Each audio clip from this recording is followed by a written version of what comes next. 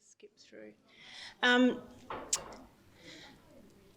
So my background is I'm an oncology social worker, and I've worked at St Vincent's Hospital in Melbourne for about 25 years. But about 5 years ago, I moved back home to Tassie. And so I still work at St V's, but from a distance. And I also work for UTAS, University of Tasmania, in the Centre for Rural Health.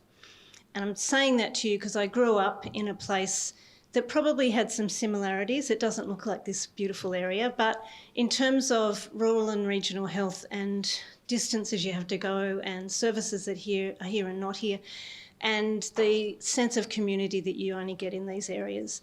So I have a bit of a sense of that. And what I'm wanting to do is to talk to you about what I have learned. So I've never had cancer, but I've sat with hundreds and hundreds of people who have. And what I've learnt about the process that most people go through, it's not everyone. So what you need to do is go, that wasn't really me. And because understanding the psychological processes that you went through helps to adjust to it. But I also want to talk about some of the things we know that help. So this first statement here, you never know how strong you are until being strong is your only choice. And so the first thing is, I know how brave it is for you to come here. And I think a lot of the whole cancer process is going and having another treatment, knowing it's the right thing to do, and a part of you going, get me out of here. The last thing I want to do is go and have another treatment. And so coming here and sitting with other people is both wonderful and scary, but it's great that people tell us, aren't we wonderful because we're so brave and strong and all of those sorts of things, but actually we weren't really given a choice, were we? And we're all doing the best that we can. Some of you may have seen this series of cards. They're on the internet and they're by Emily McDowell, and they're really funny and they're really like exactly what you wish you could actually say. So this one says, I promise to never refer to your illness as a journey unless someone takes you on a cruise. But people do use this term of journey all the time, don't they? In fact, to some extent it's correct in that it's not a linear process. And it's not that you do this step and then you do this step and then you do this step and then you're finished. Oh, that it was like that. It is more like you're travelling down a road, and it actually looks a bit more like this. Sorry. This is called Jacob's Ladder, and it's actually near where I live in Launceston, and it's where you drive up to the local ski area, and it's terrifying, basically. I remember going up when I was a teenager. It was all fun and games then, but it's one lane. So you go up, and if someone's coming down, you have to reverse and just stop in one of those corners in the snow. Why anyone has done, not changed that, I don't know. But the windiness, I think, is sometimes a bit more that experience. And I understand this is called Toonabar, but this is your river. And I thought that the Fitzroy River kind of picks this as well, doesn't it? That this is actually more like the experience, that you're going along and you're going, oh, it's okay, I'm actually coping really well. And then like, oh my God, I don't want to face anyone. That's right. And so you do this. And that's actually more normal than anything. But actually, I think one of the ways to understand that process of, dare I say it, adjustment, when you go from being who you were before your diagnosis and then with a diagnosis, and I often get referred people when I was doing clinical work at this point, it's a transition. And just like lots of transitions that happen in life, maybe we have children, that's a big transition, or we finish school, that's a big transition. But this one's a pretty scary one, and we don't know what is happening on the other end of it. And this is a painting of a blind woman crossing a bridge. And I kind of go, yeah, that is what it's like sometimes. When you're in the middle of this bridge, the bridge between what life was the day before you found out you had cancer and what life is now, when you're in the middle of that, it's a really uncomfortable place to be. You're trying to work out what you believe in, what you don't believe in, who you can trust, who's around you. All those sorts of things get thrown up in the air. And we did a study, I'm going to stand behind here for a minute, a long time ago, 20 years ago at St Vincent's. And the reason why we did it was because I was being referred women and their partners when they had just finished treatment for early stage breast cancer. So we'd all been involved with them throughout treatment, and we knew who they were and we knew that they were kind of doing okay. And then they would come back for their first follow-up appointment with the oncologist, and that is when they were struggling. And it kept happening, and we were thinking, why is this so? So we sat down and we interviewed a whole lot of women and their partners separately about what the experience had been like, and I want to tell you how they said it. So what they said was that the first part was that they went from being a person with, in inverted commas, a normal life, but the life they knew, that they could plan things. They knew when their next holiday was, or what they had to do with work, or what was happening with the kids. They knew who their supports were, and they felt generally in control of their body. Then they went, so these are the transitions. Suddenly they were me, and then they were kind of like, gosh, am I a cancer patient now? How do I see myself? And what we know from that point, and Michelle talked about this, said this really clearly this morning, that moment when you hear that news, people say to me, I can tell you what the doctor was wearing, I can tell you what the weather was like, I can tell you everything in that moment. It is a stilled moment. So there's this shock and bewilderment, and really the process in that first early stage is managing this impact, because you are absolutely in shock. So a couple of quotes, and this was from 20 years ago, but they still stand true. One woman said, "It's one of those moments that will live in my life. It's scary. I hope I never have that moment again where she tells me it's cancer." She described the scene like a photographic still, the crying, the feeling of tears. Mum was at the end of the bed and she burst out crying and ran. Now, you will all have your own picture of what happened when you either became aware, so I think sometimes that shock can just happen because you feel a lump, or that someone actually tells you. And people often talk about it like it was like I'm watching myself in a movie. I'm kind of in the room, but I'm not in the room. That's a really clever trick that happens to us psychologically, because we switch off so that we can hold ourselves together. So it happens when we get bad news. It happens when someone close to us dies. It happens with kids who are sexually abused. They block it so that you can keep going on. And so it's really clever and it works really well. But what we know is that you can't take in a whole lot of information. You can't really make a lot of decisions. And then, of course, what we do is we go, now, these are the options. Let's make a treatment decision. Who are you going to tell? What are you going to do? And you're like still reeling in that shock. Okay, then you go, okay, treatment's been decided. And so now you are a cancer patient. So you've had a bit of time and it's like, this is very weird to me still, but I'm someone with cancer right now. And the process that we heard in retrospect of going through treatment, and we know that there are varying different experiences of treatment. For some, it is just the most horrible, scary, revolting time, and they feel really unwell with chemo, or even, as we know, radiotherapy, which we think was going to be kind of easy, but actually there's this cumulative, exhaustive burns, anyway, whatever it is. If they looked back on it, so these women I interviewed when treatment had finished, so it was only when they looked back, they said it was like I was just getting through it. It was like I was a racehorse with blinkers. I had to just get through it. I was aware that people around me were worried and upset. I was aware that I wasn't getting my work done. I was aware of all that stuff, but I could not even think about what this really meant. I just had to get through it. And manage the psychological and physical trauma that meant. So that was about avoidance, but again, that's not a unhelpful thing. That is actually how you keep going in and going, sure, give me that again. And I know that the next 2 days are going to be horrible. So a quote, "It was just awful. It was as bad or worse than I ever expected it to be. Every time you have a dose of chemotherapy, it takes longer for your body to get better. I just really couldn't see it ending." And another one said, "During treatment, you're in go forward mode. I didn't stop to think about what was really happening to me." Then treatment finishes. And this raises this whole thing of who am I now?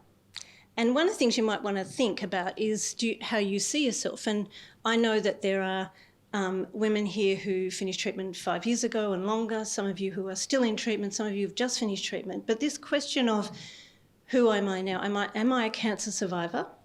Am I someone who had cancer? Am I someone who cancer is part of my life and always will be? Interesting to wonder, and that might change for you at different times.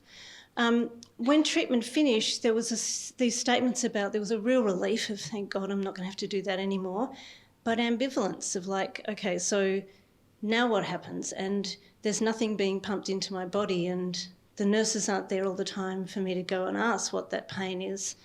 And this was the point at which the women started going, okay, I actually have cancer and I could have died, and that's what my fear was, and I never even let myself say that yet.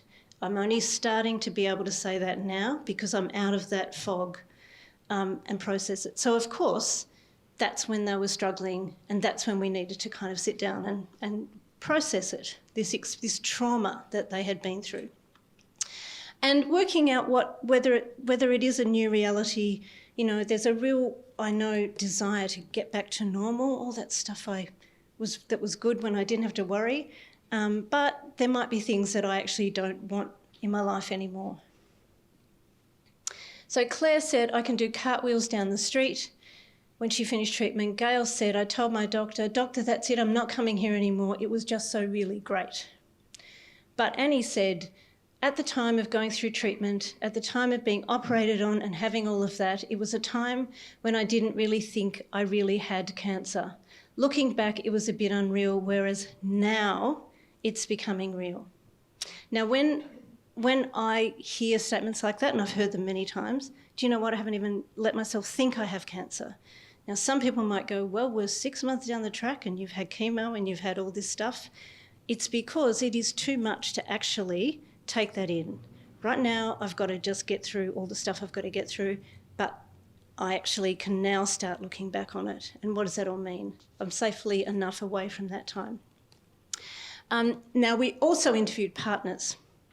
And what was interesting is that they also talked about going through the same stages, so shock, bewilderment at the start, but starting very quickly to think, okay, what does this mean? What am I going to need to do? What's going to happen with work? So the doing stuff, especially if the partners were male. It's great to have you here. And then going through the treatment phase was kind of about just juggling all of the stuff that needed to happen in the household and the phone calls and all of that sort of stuff. But often partners were waiting for treatment to finish so things could get back to normal. And why wouldn't they? Because we don't prepare them for this at all. So they get to that point, they're exhausted. One of the guys in the study was a marathon runner, and he said, I've been pacing myself to that day when treatment finishes. And now she's crying more than ever. You know, when the hell is this going to end? And in fact, what needed to happen was an understanding that these two people went through a different process, and now you're at this point, and now it's time to kind of go, okay, God, that was big. And actually, it doesn't finish when treatment finishes. There's ongoing stuff, and we both need support in this. So we know that this is trauma theory. If you read about someone who's been in a plane crash, someone who's been lost in a jungle and then found, any of the traumatic things you can think of, they will say exactly what we found in this study and what most people experience, and that is, it is hard to process a trauma when you're going through it. It's often when the initial crisis is over that we're able to consider what happened. And that makes a lot of sense, but we're not really good at even planning support services to match that. We plan support services to match medical treatment plans. And so we often have treatment finishing and then women going, and men with cancer going, now I'm not coping and where is everyone? And all my friends are going, isn't it great that it's all over? And I don't know whether I'm managing or not. So we know one of the extra burdens that people carry when they get a cancer diagnosis is the impact on the people around them. And my strong belief is that cancer, it walks through the door and it affects the whole family. And I use the term family really broadly here. So it might be your partner and kids, it might be or you and your close mates, whoever it is. It comes in and it knocks them all for a six. And so I often use this kind of picture of one of these mobiles, which it's like a family tree and it's kind of balances if everything is right. And if I went up to that blue piece and I flicked it, so that person's got cancer, what's going to happen to the rest of the family? It's all going to move. And some bits might twirl around and get caught up with each other. Some of them might like flip almost off. And some of them might just kind of move a little bit. It's going to affect everyone in that family differently. And what I would love to hear is we give a diagnosis, we talk about a treatment plan for the cancer, and then we say, now what does everyone need? What do we need to do to help the kids? What do we need to do to help your elderly mother that you're finding hard to tell, or your best friends or your partner? What does everyone need? Not, we're a hospital, so we're just going to treat this cancer. We have to actually start acknowledging that it impacts the whole family. As I've said, partners, there's been a lot of research done on partners and significant people in people's lives when they have cancer. And we know that if we could measure, if we could just get a little number for most partners, I know there are some partners who leave and there are some partners who are useless. But the vast majority are really impacted. And if you measured, okay, how stressed is the patient and then how stressed is the partner, you'd probably get at least the same score. Sometimes for partners, we've found it's a higher score. It's a different stress. It is not as well supported. Everyone rings and says, how is she doing? And every now and then they might not go, but how are you? And you're like, well, I don't know, it's not me that's got the cancer. But actually, it impacts everyone. And we kind of just assume that partners are going to step in and support, but we don't really tell them how to. I could do a whole session on kids, but I just want to say that children cognitively, so the way that their brains are, at least until they're 12, and we know that there's not the stopping of cognitive kind of development till 20, 21. But little people are built to see that they are the centre of the universe. And when we don't tell them what's going on, they will almost always bring it back onto themselves. I can tell you this for a fact. And I've sat in the room with kids who no one has told what's going on, and I've been asked to go and talk to them, and I start with, what do you think's going on? And they'll tell me most of what is going on because I've picked it up, but they will often say, it's because I've been too naughty or because mum's tired or whatever. I'm a mother, and I know that everything in you does not want to hurt your kids. You don't want to tell them something that's going to make them upset. Like, that's just normal, natural behaviour. But what I do know is that they will cope better if I tell them what's going on. I let them ask the questions, and I understand that then they're going to go out and kick the footy, and that's not because they don't care. That's what they do. They just need to be part of it. They need to not feel out of it, and they need the door to be open for them to be able to keep asking questions. Impact on friendships. I'm not going to get you to put your hand up, but I want to say that the vast majority of people who get diagnosed with cancer have at least one friend that they are sure would have been there, and they're not. You could knock me over with a feather. I would have told you that person would have been right there. I was there for them when they went through whatever. It's a universal experience. and that there are friends that you knew they were there, but you didn't really know them that well, or a neighbour who was amazing. But the friendship stuff is one of the burdens, I think, that we don't talk about. And it hurts like hell when we really thought that if we needed them, that person would be there. Good morning, Raylene Boyle. Good morning. How do you know I've just got out of bed? This card says, I'm really sorry, I didn't know what to say. Wouldn't it be good if people just actually said that? I didn't know what to say. Okay, cool, we can talk about that. But anyway, I'm going to jump through a little bit of this. This is Emily's card that says, when life gives you lemons, I won't tell you a story about my cousin's friend who died of lemons. Wouldn't that be good if friends just didn't try and make it all kind of better? When should you let a friendship go, a relationship go? And this is actually a general statement about when should you let a thing go that's in your life.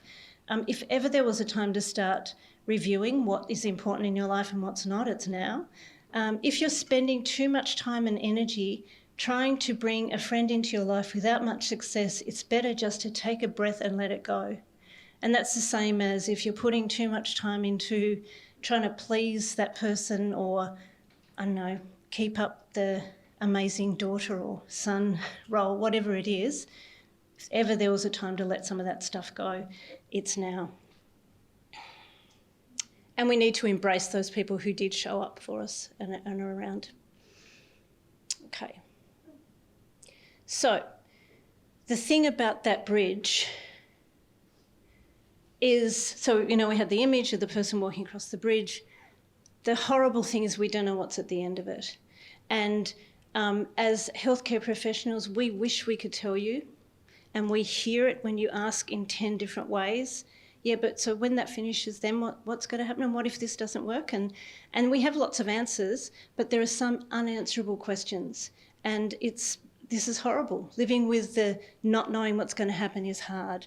And living with the fear of recurrence, of course, we know is almost 100% of people go through it. Some really struggle to put it in its place, and some go, you know what, I know that's a possibility, but I'm going to just put it behind me and I can get on with things. I'm going to go through some steps that might help with some of this in a sec. So what we're talking about is that we have this delicate walk of balancing hope with all of the chaos that goes on. And I can tell you that no one ever gets it right, and it never stops and you go, everything's in balance. But accepting that it is this balance of, okay, I'm going to hope about these things and I'm going to plan, but I also am not going to kid myself that I've still got to go and have surveillance or whatever it is.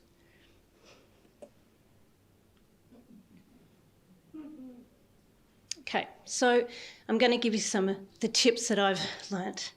The first thing is to acknowledge emotional distress. You are all psychologically healthy people, varying degrees, who have come into an extraordinary situation. The most normal thing to happen is that there are days when you go, I cannot do this anymore. There are days when you're suddenly anxious about going into a shopping centre and you go, why am I feeling like this? This is weird. There are days when you go, I just cannot sleep because everything's going around in my head. And there are days when you go, gosh, I'm coping with this better than I thought. We need to just accept that your life got turned upside down and it's okay to go, some of this is hard. We get so much pressure to just be positive, and there's a whole lot of issues around that. One is that we know it doesn't change anything in terms of your outcome. There were some studies in the 70s that kind of intimated some of it. They weren't true. So I've known people that have been difficult and they've fought on every step and they've been horrible to everyone around them and they've done well. And I've known positive people who have not done so well, and I've known everything in between. But what I do know is that it is a normal psychological reaction to process a big thing that's happened to you and to get emotional about it. And the thing that you need to understand is that we know what to do with anxiety and we know what to do with depression, and it's treatable and you can move on, and it's just best that you open up and you share it. This is a really important thing in terms of dealing with uncertainty. When everything feels overwhelming, and we move in and out of this, but say, I don't know, something's come up and you need to go back to the doctor, or even when you were first diagnosed, and you go, I need to make sure this is okay and that's okay, and what if this happens, and I don't know about that, and can we plan for this, and all of that stuff, the ruminating that goes on in your head. That's when you go, I need to think about that whole staircase. What you need to do is you need to focus on one thing. Now, sometimes on bad days, that is, I might say to someone, can you get through to lunchtime? If I said to you, all you need to do is work out how to get through to lunchtime, can you do it? Absolutely, I can. Okay, let's focus on that. Can you get through till the next scan? Yeah, I can do that, but I can't plan anything after that because it's too scary. Fine, let's just only focus on that. And as soon as your mind starts going to, but what about Christmas, and what about 6 months next year, and what if this happens? You need to pull yourself back. It's not helpful, not helpful. And if you do this over and over again, you start to do it automatically. So decide what time frame you can cope with at the moment, and it changes all the time, and only focus on that, and make sure you pretend you've got a remote control, like for the television. You go, no, changing the channel. I'm starting to do when's my daughter going to get married? Am I going to be there? I'm going to change that channel. That's so not helpful. Who knows who's going to be here when their daughter gets married, or whatever your life experience is. Change the channel and bring yourself back to now, what I do know. Challenge your thoughts. Don't believe everything you think, because we're really bad. We think we tell ourselves the most silly things. Okay, so let me give you this scenario.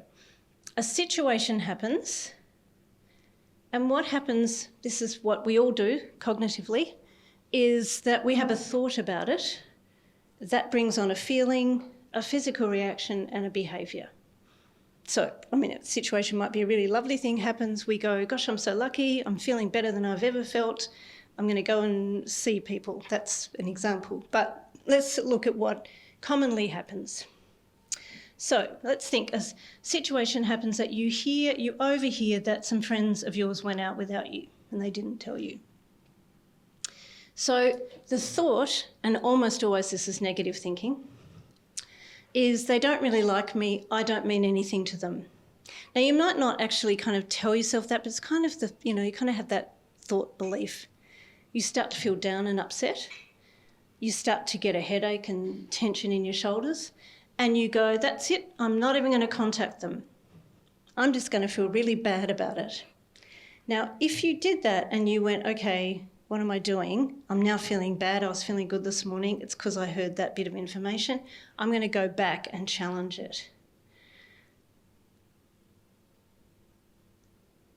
And that's the automatic negative thought that we need to challenge. So let me tell you about automatic negative thoughts. We all do them. You can have a little think as I go through them and go, oh yeah, that's me. Some of us do all of them. So one of them is black and white thinking. So that's when you see things in extremes. So I'm either going to be cured or I'm going to die. Okay, black and white thinking. Overgeneralisation, when you view one negative event as indicative of your entire life or character. So my husband spends so much time looking after me. I'm such a weak and needy person. Discounting the positive. Discarding positive experiences despite the evidence. My test results show that treatment is working, but I think the cancer will probably come back. Mind reading, we often do this with our partners. I do it with mine all the time. We talk about this. He'll go, really, is that what you think I'm thinking? Maybe you could ask me what I'm thinking. Assuming others' thoughts and intentions. My friend hasn't called me to see how I'm doing because she doesn't care about me. And should statements. A lot of us are bad at this. And this is one of the things you can go, I'm going to keep my eye out for shoulds. So directing yourself to others with unrealistic shoulds. I should not burden my friends or family or ask them for help no matter what. I should be better at this. I should not be crying. I should have gotten on with things by now. So with the friends went out without me and I heard about it, One thing I could do, so I might still have gone through that process, be feeling down, and then I could go, God, I don't like feeling like this. I'm going to ring them and go, I heard you guys went out without me. Why didn't you call me? And they might go, oh, because we thought you were away or sick or whatever. Or because we really don't like you. But at least you'd know. You'd know that was it. Okay, let me give you a couple of common examples for people with cancer. You notice your shoulder hurts when you're hanging out the washing. The thought is, might be the cancer again. You start to breathe fast and your heart rate goes up. You go to bed and withdraw. You're like, I'm not doing this, I suddenly feel bad. You avoid going to the next appointment with the oncologist. This might sound like an extreme. It's so not an extreme. It happens a lot. I might go back and change that thought. So I might go, you know what, I'm like, here I am in bed being really upset. Maybe I should go back and work out when I started to feel like that. So I might challenge that thought with, you know what, there are lots of reasons why my shoulder could be sore. I should address it and then move on. So I might, first of all, deal with the breathing, with the anxiety that's happening. Take some breaths, calm down. What was the thought? What am I going to do about it? And then I might go, okay, so I'm going to actually work out a strategy here. What I'm going to do is I'm going to use some painkillers and a heat pack, and I'm going to give myself a couple of days, and if it's still sore, I'm going to take a breath and make an appointment to see the doctor. So I'm not going to overreact and just go ring up and say I need to go to emergency. I'm not going to pretend that it's not happening. I'm going to do something to try and deal with it and then actually face the next thing because it's better than the worry. Another one, you're due for another scan. Scanxiety, it's fun, isn't it? Okay, so one of the things that can happen with automatic negative thoughts is that we actually don't pick up on the thought first. We start the feeling bit. We start to go, why am I suddenly really in a bad mood?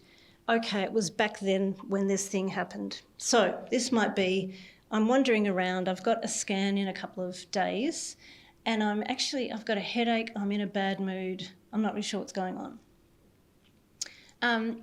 My behaviour might be that I'm snapping at everyone around me, I'm being really, short with everyone, and there's tension in the house, and I'm thinking to myself, this is a year later and all of us are unhappy and when I'm not coping. The thought is, way back there that we haven't really acknowledged, is I hate going and having scans because I don't want to ever have that moment again when they say it's come back. So how can you fix it? First of all, you could stop and think about why you're feeling tense and make a plan to address it. You could change the thought. So you could have a chat with yourself. This is about being your own therapist to some extent. So you might say, this is a scheduled part of my care. So it's scary, but I'm glad that they keep an eye on things. I'm anxious, but I'm going to go and do it because it's part of the plan. And what I'm going to do is I'm going to plan up to the lead up of every scan because I know I'm going to be in a bad mood for 2 days before, or I'm going to be antsy, or I'm not going to sleep, whatever it is for you. And I'm going to tell everyone around me, I'm really sorry that I'm in a bad mood. I really don't want to talk. I don't want to go out to that thing the night before my scan because actually it's overwhelming and I'm just processing whatever I need. I plan for it, so it's not then overwhelming me. It's also important to have a little look at your life and go, what things can I control and what things do I just have to let go of because there's nothing I can do about them? One of the things that support people that work in cancer, I think if we should be focusing on, is taking away any stress that we can because there's some that we can't take away. So things that you could let go of, you could let go of the need to be perfect. You could let go of living up to the expectations of others, the fear of failure and holding on to control, the need to please everyone, self-doubt and comparison. So going through, what do I actually, can I just let go of? And then, yes, I've got more support and energy to face the things that I actually can't let go of. I just have to manage them and face them. And the fifth, and I'm almost at the final one, is Let me just explain this model to you, and I'll read it out to you. This was part of my PhD, and we interviewed a whole lot of people with cancer about kind of the impact on their life. And one of the things that they talked about was that they moved in and out of these three things on any given day. So, and actually this is what we all do, whether we have cancer or not. So the three areas were the suffering, so whatever that means, if you've got ongoing physical things that happen, if you're still worried, whatever's going on. So there's moments of suffering. There's moments of coping. I'll give you an example in a minute. And there's moments of meaning, so that those times in life that are good and that feel important and good to us. So I'll give you an example. Someone's got some ongoing bone pain. They wake up in the morning, so it's been a number of hours since I've had any analgesia. So they wake up and they're stiff and sore and they think, oh, seriously, I don't want to wake up feeling like this every day. They're in the suffering part. Their partner comes in and goes, why don't you go and have a warm shower? Here's your meds. Let's get you up and going. That's the coping. That's the stuff we do to manage each day. And then a friend rings up and says, you should see all the frangipanis that are out at the moment that I noticed on my walk this morning. Let's go for a walk if you're feeling up for it. And you think, gosh, I'm so loved. And then you go, I am all over the place. This morning I was like, I'm not coping, and now I'm feeling really loved. And that we move in and out of this all the time. The problem is that we don't spend enough time on the meaning. The other things that we often we don't acknowledge how important they are, that we schedule those things in. Now, what's meaningful for you, and I'm going to show you some images in a minute to kind of think about it, will be different to everyone. So I grew up on the coast. If I walk down to a beach, I immediately feel different. But I lived in inner city Melbourne for a number of years, and when my dad died, my husband said to me, I'm driving you down the coast, because he knew that's what I needed to do. Or, you know, sitting and having a cup of tea at the end of the day. These are the things that get us through the day, and we forget about them and we don't acknowledge how important they are. So this is the pursuit of little meanings.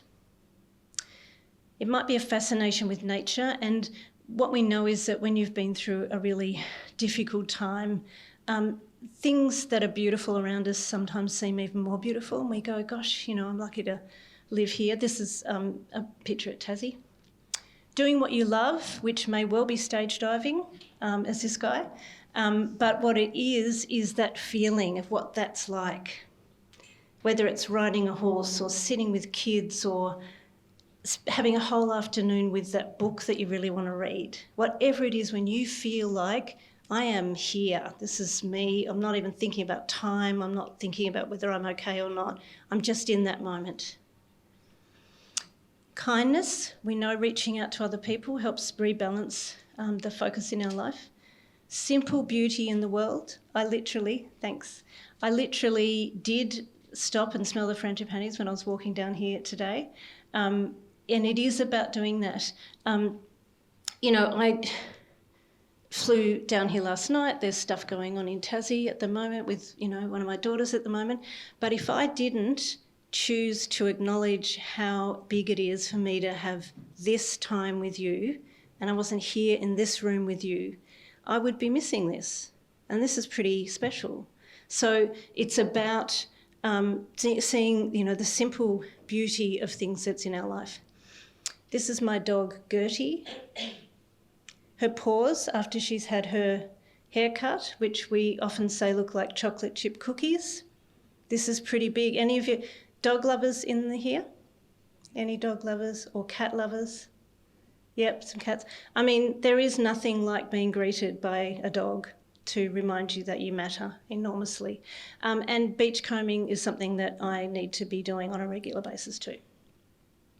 Connection with other people. If we could build a community around everyone, whether it was a community that was sitting in the lounge room with them or just there if they needed it, we would be so far ahead in terms of support.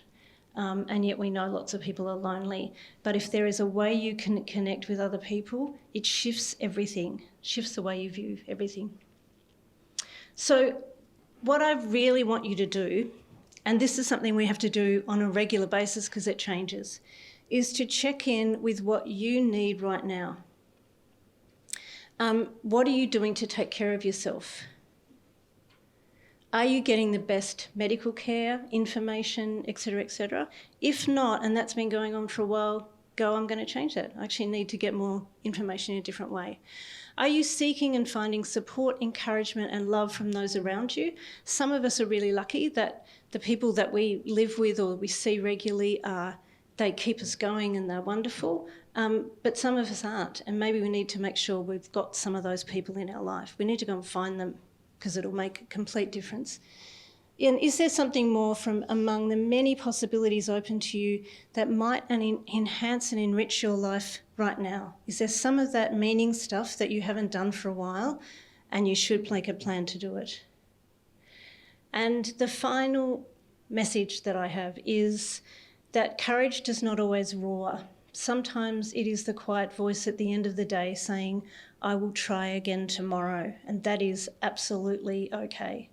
So allow yourself permission to not be brave. You know, I started off with that brave is the only thing you can be, and it is, but there are days when you don't have to be brave or clever or smile or look good or any of those things. I think that's it.